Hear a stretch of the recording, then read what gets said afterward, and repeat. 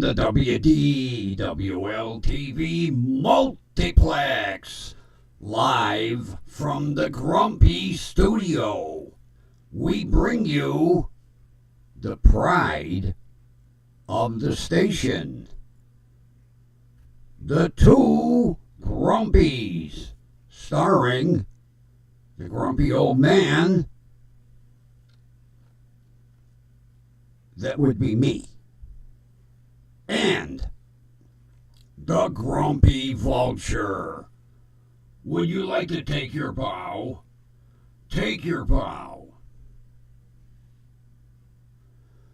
Oh, very elegant, very elegant. Okay, back in your corner. Look at the camera. There you go. Hello, friends. It was a very interesting day today when my mail carrier came. I received a gift from one of my followers who knew I liked MXL microphones. I have an outstanding MXL mic here. What model number is it? I didn't even look. It's a model number USB 006. I'll tell you what. I was just blown away. How do they say over in England? Over the moon when I opened the box. I had received an email a couple of weeks ago from a follower who asked me, are you still into the MXL microphones? And I said, oh yes, I have probably at least 6. I love them. Outstanding quality. So the follower asked if I would be kind enough to divulge the station address. I said sure. I emailed him back the address. I didn't hear anything for 2 weeks. Today, I get a box. My mail carrier rings my doorbell.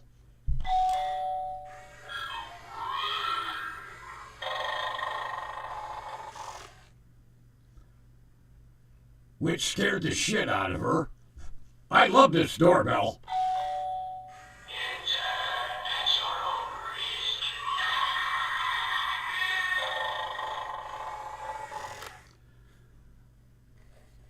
One more time.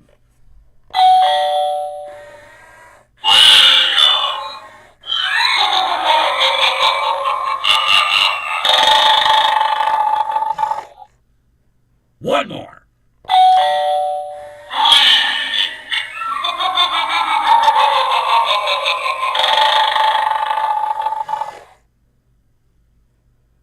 It's supposed to say, enter at your own risk.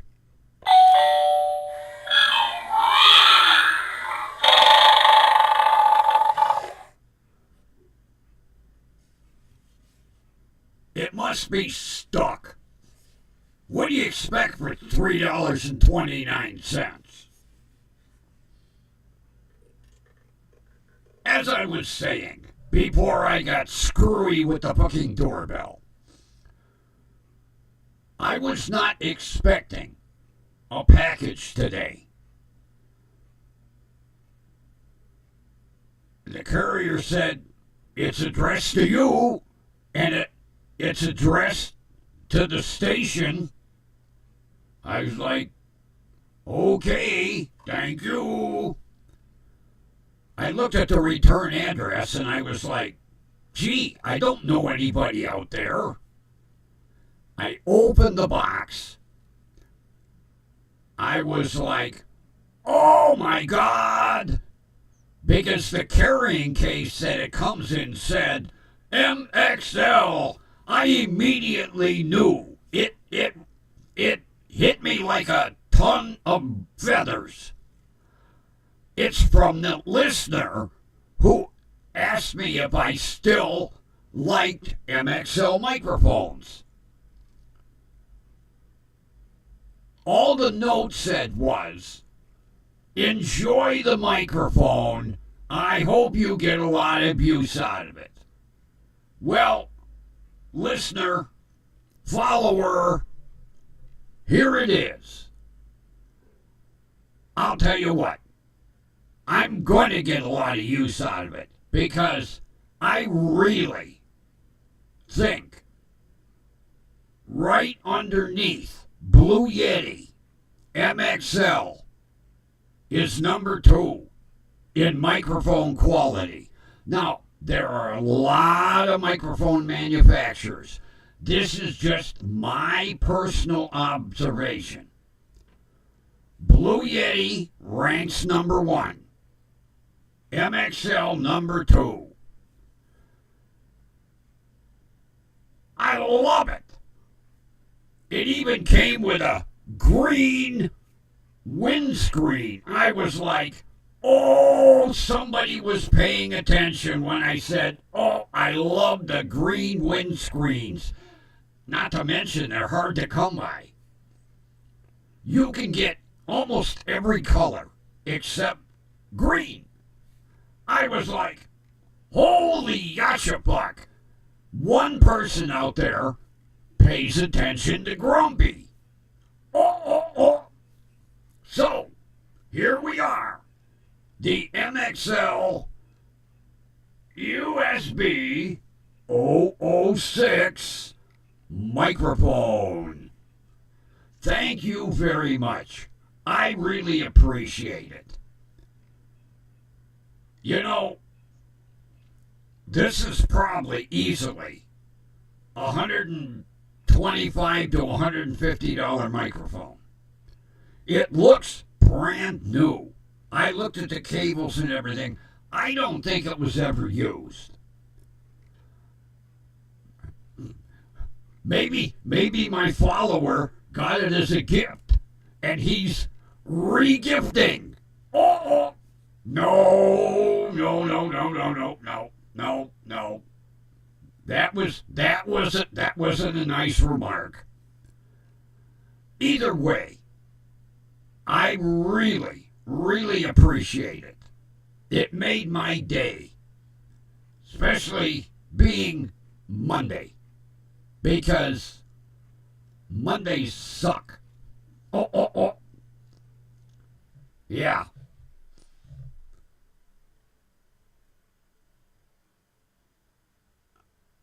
I had to set my clicker. I have a bad habit of losing my clicker. Unfortunately, the favored football team came in second. Oh, I bet there was a lot of crying from you know who. Yeah. That poor little pixie in her $2 million loge at the stadium. Yeah. $2 million.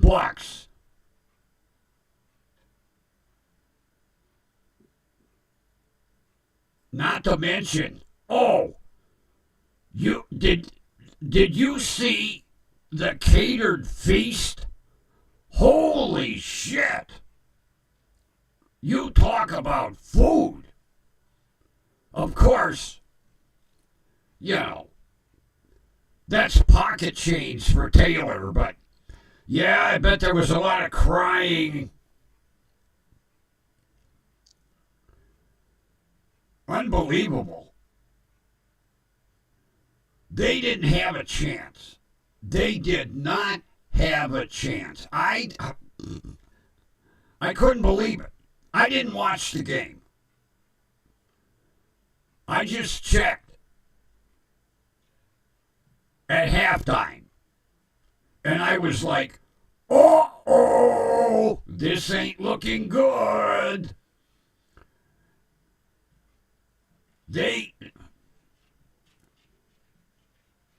From the news clips that I watched today, my opinion,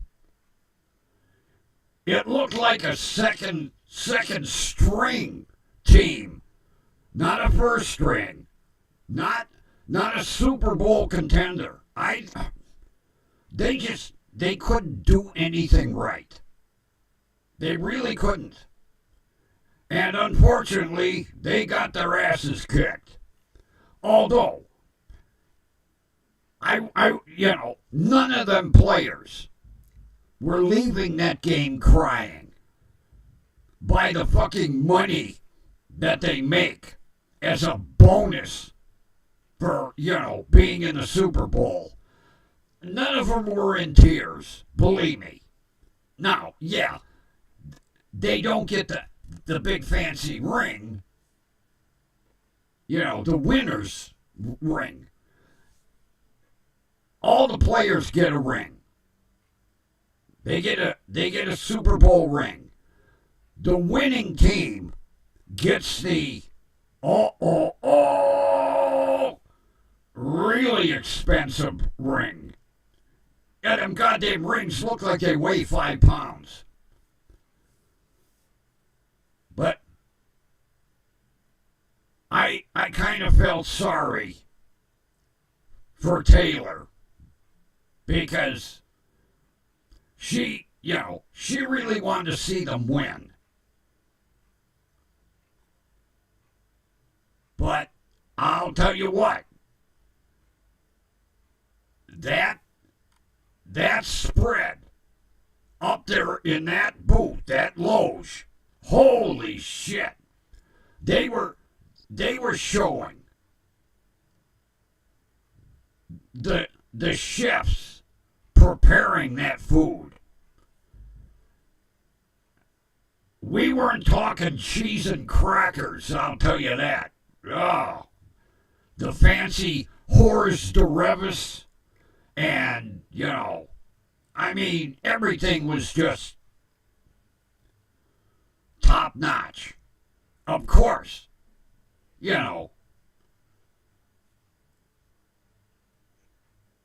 what that meal cost.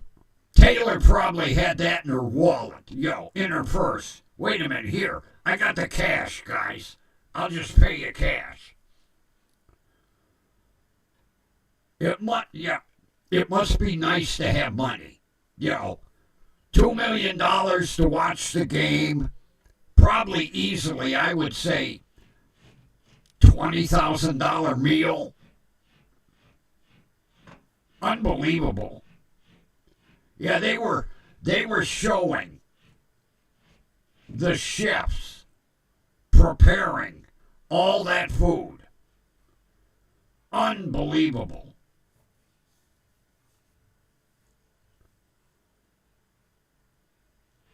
And then for the team to lose. She was probably like, oh, yeah.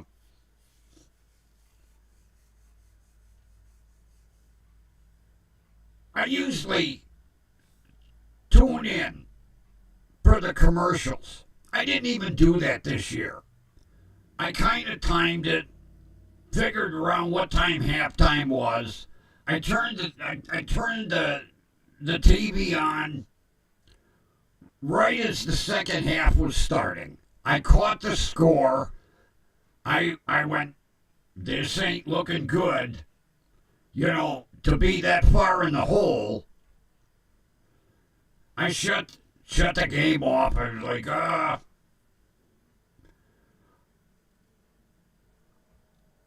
Friends, I used to be a huge football fan.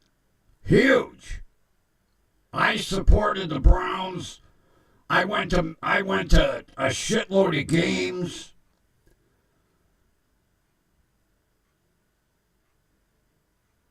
But you know, when Art Modell pulled that rotten trick of selling the team, and then they moved out at night like thieves in the night. And then we went 3 years with no football in Cleveland. And then we got an expansion team.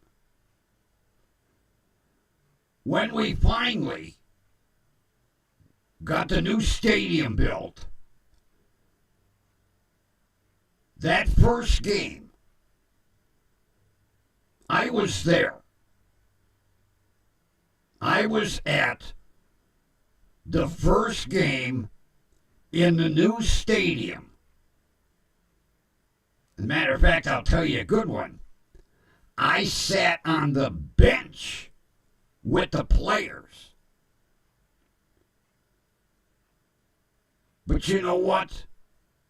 Those were not my Browns. Not that I owned them. That was not our team. Our team was in fucking Baltimore. That's where our Cleveland Browns were. That team that was on the field for that first game was not our team. And I totally lost interest in football altogether. And I have not watched a football game since.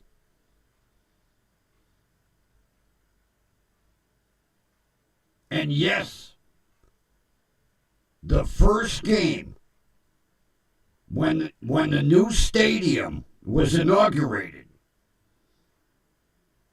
I sat on the bench. I happened to be a chauffeur for a limousine service. And I happened to be driving family friends of the team owner.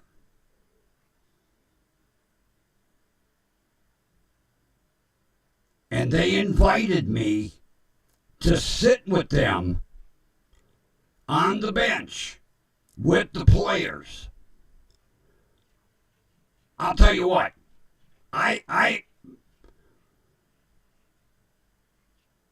when they see, the chauffeurs are not allowed upstairs, up on the field. They're not even allowed in the stadium. They have a lounge in the basement in the parking garage for the chauffeurs, because we have a special parking area for limousines. And then there was a lounge, big flat screen TV, all kinds of, drinks, chips, pizza, whatever.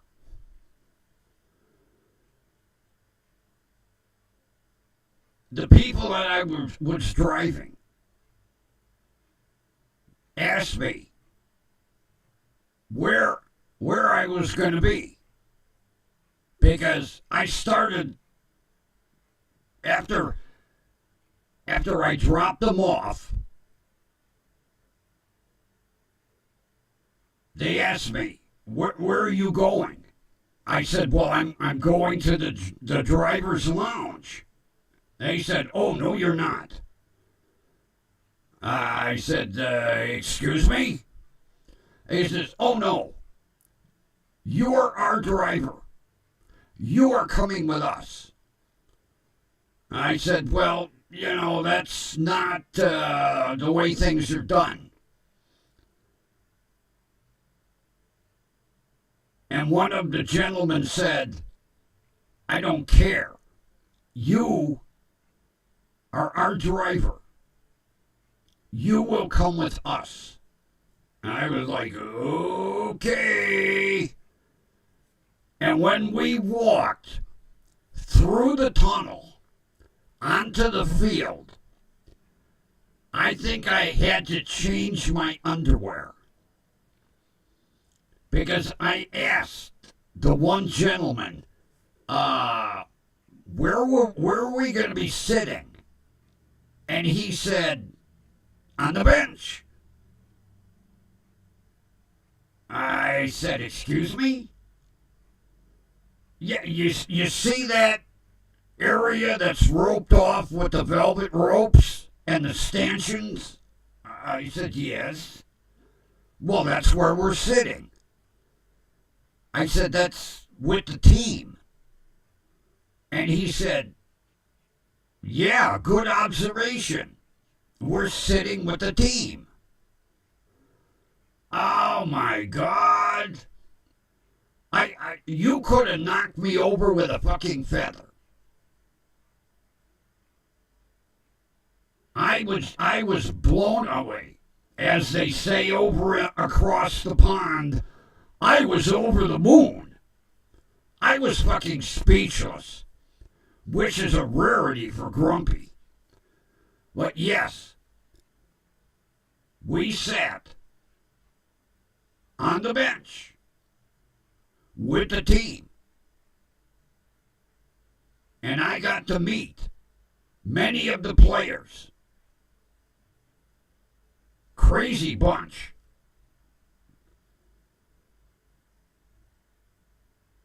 And then at halftime, I was invited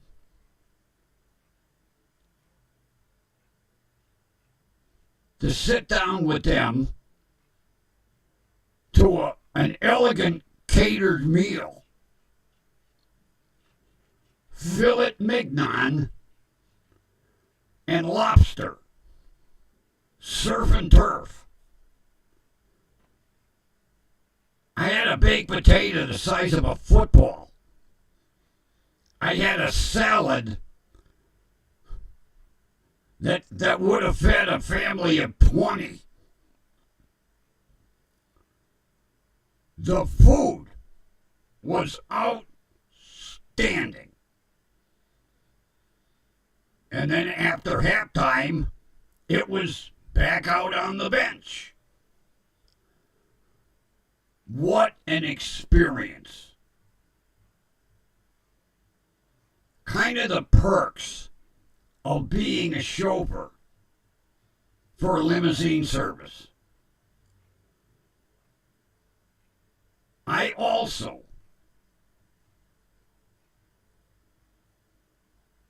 believe it or not, when the Cleveland Indians were in the playoffs,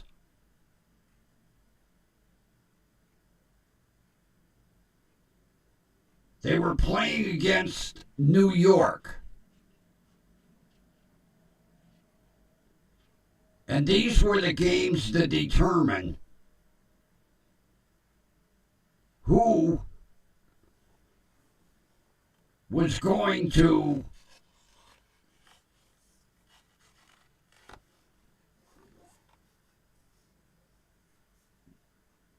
be the team that would be playing. I don't know why I keep thinking All-Star Game. Oh, come on, Grumpy. It's not the All-Star Game. The World Series, you dumbass. Yeah, it was the playoffs between Cleveland and New York to see who was going to go to the World Series. I happened at the time to be driving Bob Costas.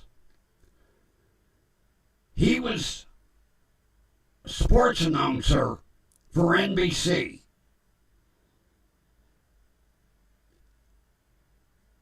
he was better known for all of his coverage at the Olympics. Well, I happen to be his chauffeur when he was here in Cleveland for the playoffs. So he had made the comment, whoa, easy, Grumpy.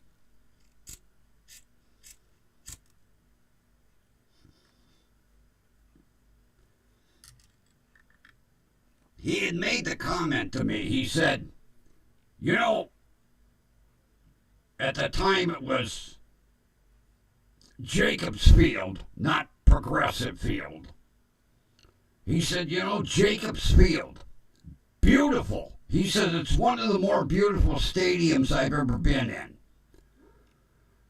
He says, you live here in Cleveland, what's your opinion?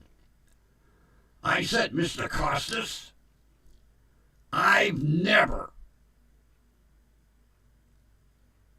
been in the stadium. He says, what? I said, no, I've never been in the new stadium. He says, okay, tomorrow, after the third inning, he says, go to the NBC trailer and tell the receptionist in the trailer that you are Mr. Costas's chauffeur. I said, okay. So they had a chauffeur's lounge at Jacobs Field, just like they had at the Brown Stadium. So it's the end of the third inning, and I get up, and I get ready to leave. And the other chauffeurs that were there were like, where are you going? I said, well, I've got to go to the NBC trailer. Mr. Costas told me after the third inning to go to the NBC trailer. So I go to the NBC trailer. I walk in, and the girl says, can I help you? And I says, yes, I'm Mr. Costas' chauffeur. And she's like, oh, wait a minute. I'll get you an escort. I was like, whoa. Not that kind of escort. She makes a quick phone call. This young man comes down. He says, come with me. Okay. Next thing you know, we get in the elevator. We go up to the booth where basically all the... He says, yeah, the booth. So we're standing outside the doors, waiting for the red light to go off. Red light goes off. We walk in, and just as I come through the door, Bob Costas goes, oh, Dale, I'm glad you could make it. Come on over here.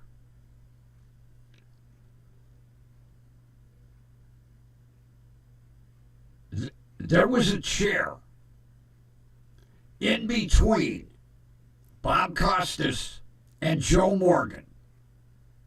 Those were the two announcers, okay? There's a chair right in between the two of them. Bob says, here, I got you a seat. So, okay. I'll tell you what. You talk about the best seat in that stadium. Holy fuck. Unbelievable. So, I get introduced to Joe Morgan, and I'll tell you what. To me, biggest asshole I ever met. Didn't speak to me for the whole game. That's okay. I'm Bob Costas' guest. Fuck you. So, one of the aides comes over and says to Bob, would you like something to eat? Bob says, well, what do we got? Burgers, dogs. He goes, give me a couple of dogs with the works. The guy turns to me and said, would you like some hot dogs or maybe a burger? I said, a burger would be fine. You want fries or onion rings? Onion rings would be great. Would you like a beer? I said, no, I'm driving. He apologized. He says, what kind of beverage would you like? I says, what do we got? Every fucking beverage on earth, all the way down to fresh, squeezed carrot juice. I said, I'll pass on the carrot juice. I says, I'll have a Pepsi. Comes out with a Pepsi the size of a 5-gallon bucket. He's like, hey. I'll tell you what. That burger was the best goddamn burger I have ever had in my life. First of all, it was like a third pound on a giant bun. It had more underbrush on it. Oh my God. And the onion rings, oh, to die for. So, it's time for 7th inning stretch, okay? So the guy comes over again. He says, would you like another burger? I said, I can have another? He said, you can have as many as you want. I wanted to tell him, hey, put a dozen in the bag for me. I said, oh, yes, I would love to have another burger. He said, same way? Oh, yeah, absolutely. Oh, my God, I'll tell you what. It pays to be a well-known TV personality. God, do they get the treatment. And the hot dogs were like third pounders. They were huge.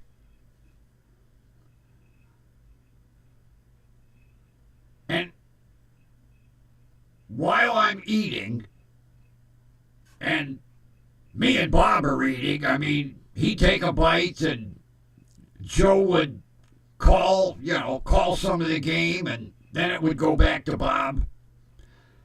Every time I took a bite of that burger, Joe Morgan gave me fucking dirty looks. You know, if I wouldn't have gotten fired and sued, I'd have liked to taken the top of that bun and just smashed it in his fucking face. I have never met a bigger asshole in my life. He's one of these guys. He was a ball player. And then he got the job as being what they call the color commentator for NBC. Well, it went right to his fucking head. You know, he basically thought he could walk on water.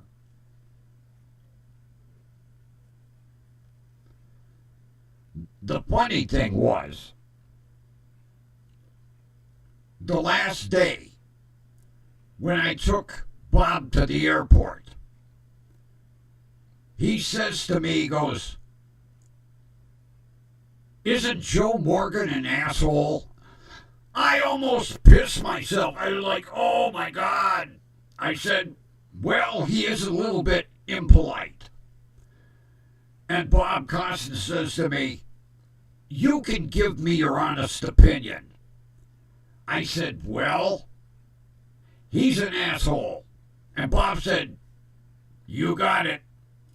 Bob couldn't stand him either. Then, I got some nice gifts from Bob. I got a nice NBC umbrella with a big peacock when you open up, big golf umbrella, NBC hat. Yeah. Not to mention a stack of money for a tip. Oh yeah, he peeled off some cash. Then when he handed it to me, he goes, is that enough? I was like, whoa, I wasn't expecting that much. He goes, oh, come on. He peeled off another 100 and said, here. It's like, thank you. Oh, I'll tell you what. 2 memories. Matter of fact, 3. I'll tell you. Those are 2 memories that will stay with me until they pat me in the face with a shovel. Number 3. I was driving Dana Delaney. Now at the time, she starred in a program called China Beach. Gargle it. Well, she was also the voice of Lois Lane for the Superman movie. And they were here in Cleveland because the post office was commemorating Superman stamps. They had a Superman stamp, a Lois Lane stamp, I can't remember the 2 others. And it was what they called the first day issue. So they were here for that. Well, after the news conference with the post office, we got a tour, or I should say, the movie stars got a tour of the Rock and Roll Hall of Fame. Now, Grumpy had never been in the Rock and Roll Hall of Fame. So we pull up to the VIP entrance, and I let Dana out of the car, an adorable little pixie, and I says to her, when the tour is over, I'll be parked right there, straight ahead. When you come out the door, I'll be parked right there. She says, no, you won't. I said, well, the car is right there. She goes, right. The car is right there. You're coming with me. I was like, whoa, no. Chauffeurs don't, no. And the president of the Rock and Roll Hall of Fame said to her, he's right. The chauffeurs don't come in with the guests. And Dana, the sweetheart that she was, says to the president of the Rock and Roll Hall of Fame, well, if my driver can't come in, I'm not coming in. And I was like, oh, Dana, no, oh, God, no, please. And he reiterated the driver is correct. They don't come in with the guests. And again, Dana said, if my driver can't come with me, I'm not going in. And I wanted to slither under a rock, believe me, because the shit was about to hit the fan. At that point, the president of the Rock and Roll Hall of Fame turns to his aide and says, give him a pass.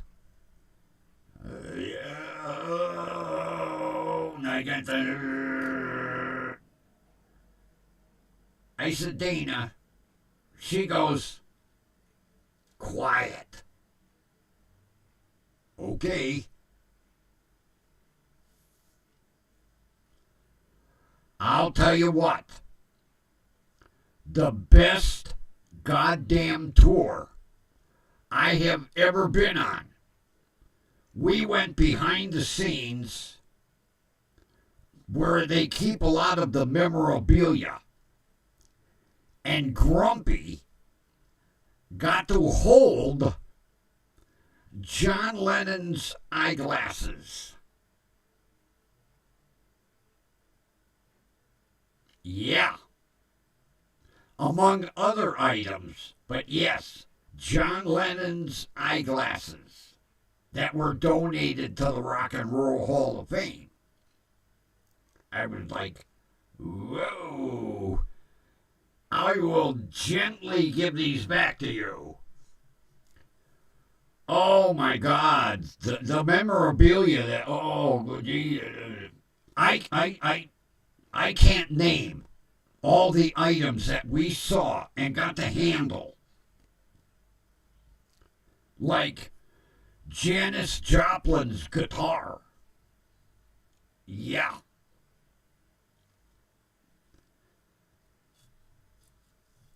Ringo Starr's drumsticks.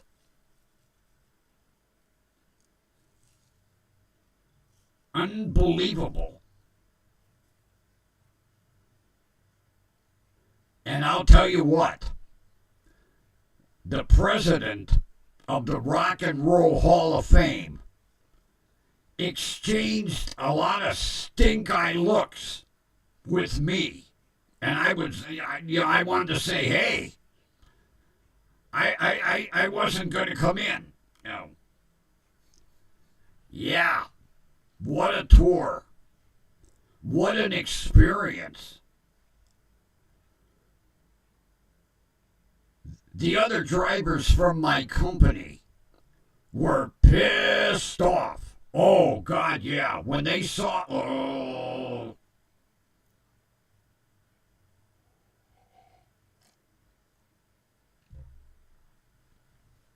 When I got back at the end of the day, the owner of the limousine service said, come in my office. He goes, what's this I hear? You were on the VIP tour through the Rock and Roll Hall of Fame? I couldn't say no. I had to pass. I said, yes, sir. How did that happen? And then I explained it to him. And he said, I don't believe that. I says, well, would you like to call Dana Delaney's secretary? I have her number. She gave it to me just in case something like this happened. And he said, yes, give me her number. Here you go. And he called the number. And he said, how did my chauffeur happen to take that VIP tour? And she replied, Miss Delaney insisted. And he was a bit of a blowhard. He was like, oh, yeah. She says, is he in the office with you? He said, yes. Can you put on speakerphone? He said, yes. So he puts it on speakerphone. And she says exactly what happened. And he'll probably be nodding yes. Miss Delaney stated, if my chauffeur can't come in with me, I'm not going in. And I was, oh, my head was like a bobblehead. And she said, he protested and told her that doesn't happen. And the president of the Rock and Roll Hall of Fame said, no, that does not happen. And Dana again said, the group can take the tour. If he can't come in with me, I'll be sitting in the limo with him. And my head was like, and that's how he took the tour. And then her secretary said, don't chew his ass out. He tried to get out of it. Miss Delaney insisted. And he was like, thank you, and he hung up the phone. He says, all right, you can go. I'll tell you what. I was soaking wet from sweat. I was that fucking nervous. Because I thought for sure the owner was going to fire my ass. But he heard it right from her personal secretary. Yeah, she was like, But, I'll tell you what. Even though the hours were killer, I had some of the greatest experiences of my life. Drove people I would have never got an arm's length close to in my life.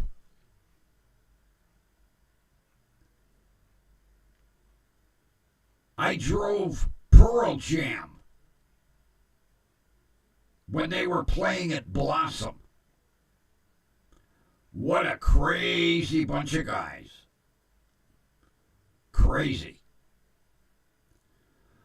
I have a list. One day, I'll read off the influential people I drove.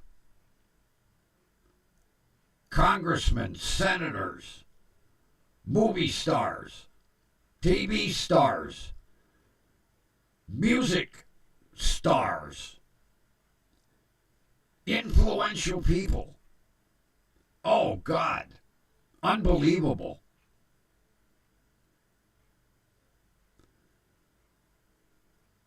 One of the best jobs I ever had. Wonderful memories. Wonderful. But the hours were killer. Oh, God. Yeah. Oh, jeez. I learned 47 different ways how to sleep in the front seat of a limousine. I'll tell you that.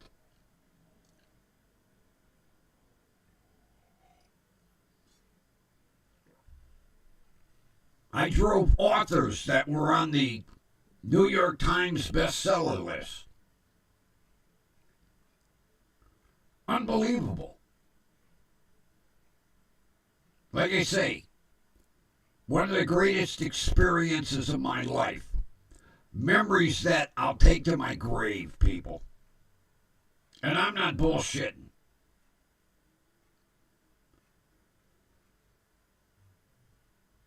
And I was able to get my son a shitload of autographs. Couldn't get them for myself. So I got them for him.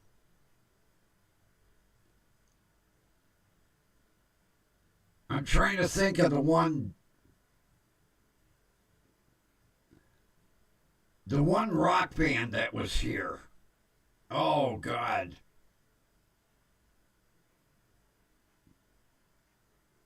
I can't remember her name. It's on the list. When I dropped her at the venue, she said, "Aren't you coming in?" I said, "What? We're not allowed." And she goes, "Oh, yes, you are." And I was like, "Oh, God, here we go again." So we entered the venue, and the security guard said, "What are you doing here?" And I can't remember her name. Oh, God. She said, "He's with me." And the security guard said, "He's the chauffeur." She said, "He's with me." And I was, We get in the venue, and she says to the security guard, "Can you put a chair over there next to the drummer?" He was like, "For what?" She said, "He needs to sit somewhere on stage." Yeah. I sat next to her drummer for the whole show. And the riot was a bunch of groupies after the show asked me for my autograph. I said, "I'm the chauffeur." "Well, you were up with the show." I said, "Okay, here you go." They were all like, "Thank you." But the craziest, oh, I'll tell the whole story tomorrow.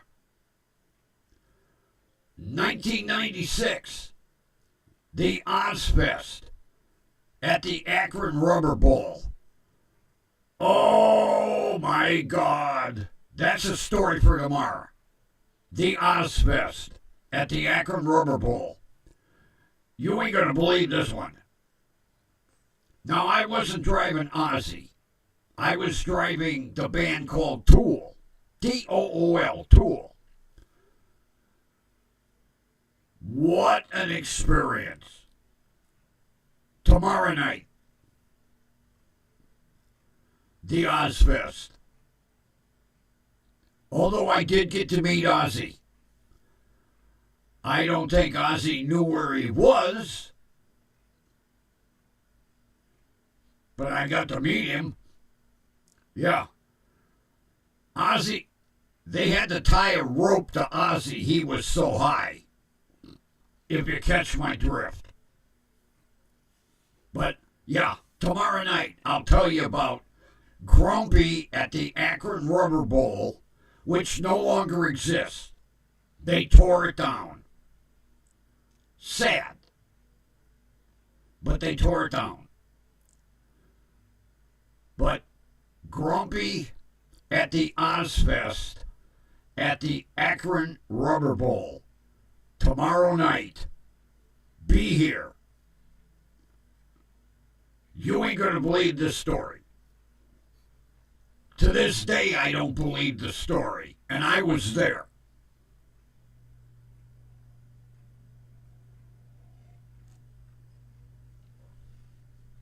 And it had nothing to do with Ozzy. But it's a story. Oh, yeah.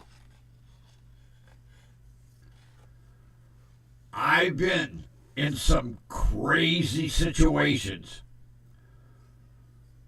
That Ozfest took the cake. Crazy from the minute I got there until we left. Absolutely. What a day.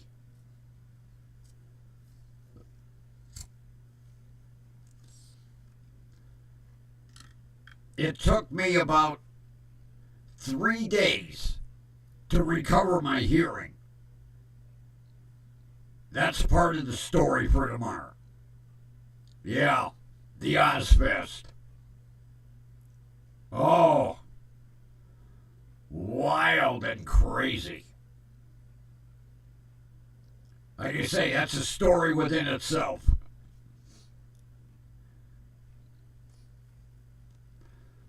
But what a job.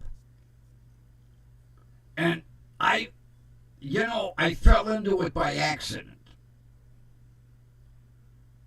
I happened to be unemployed at the time. And a friend of mine who drove for the limousine service says to me, goes, "Where are you working?" I said, "Well, Dave, I'm not. The company I was working for closed up." He said, "Really? You're looking for a job?" I said, "Yeah." He goes, "Meet me at 4 o'clock at the limousine service. You know where it's at?" I said, "Oh, yeah." Everybody knew where that limousine service was. He said, 4 o'clock. Meet me there. I said, okay. So 4 o'clock rolled along. He pulled in. He come back off his limousine trip. He's, "Come on with me." Okay.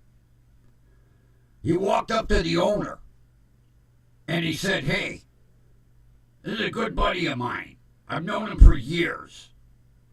He needs a job." Tony, the owner, said, "All right, you got a clean license?" I said, "Oh, yeah." He said, give the secretary all your info. If your license comes back clean, you're hired." Well, I knew my license was clean. 2 days later, I get a phone call. "Can you start Monday?" "Yeah." "All right, be here at 8 o'clock. Okay. That's how I got the job. Matter of fact, I still in contact with Dave, and every time I see him, I thank him. I say, "God, you got me one of the best jobs in my life." Now, he didn't think so. He was there for the money. That was it. Driving, matter of fact, he said, "All them goddamn stars and VIPs, they're a bunch of assholes, you know." He was just there for the money. And the job did pay well, believe me.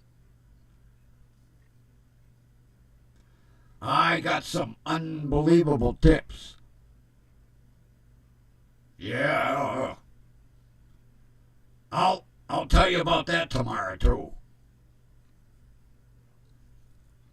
Couple of the unbelievable tips. Matter of fact,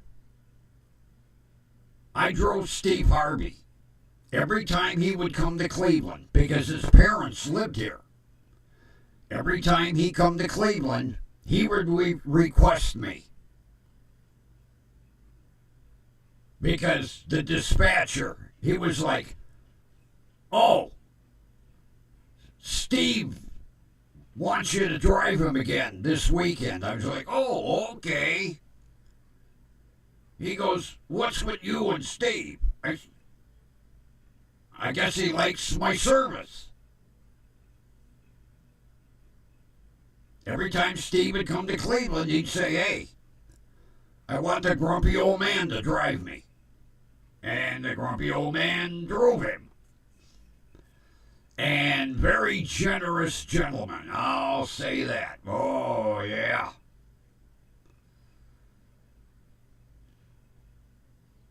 He peeled off $100 bills like they were singles.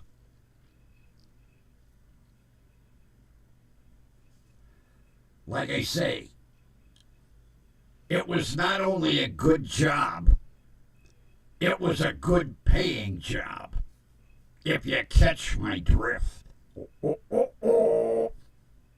And with that, I think we're going to drift out of here. Grumpy can make himself some dinner. Time to sign off.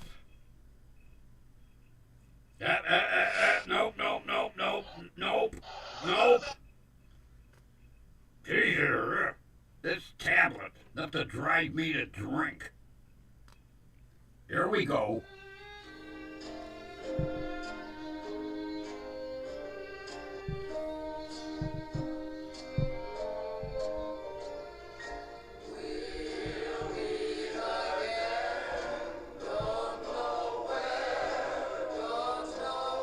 Yes, we know where, right here, WDWL TV, around 7 p.m. I'm getting better.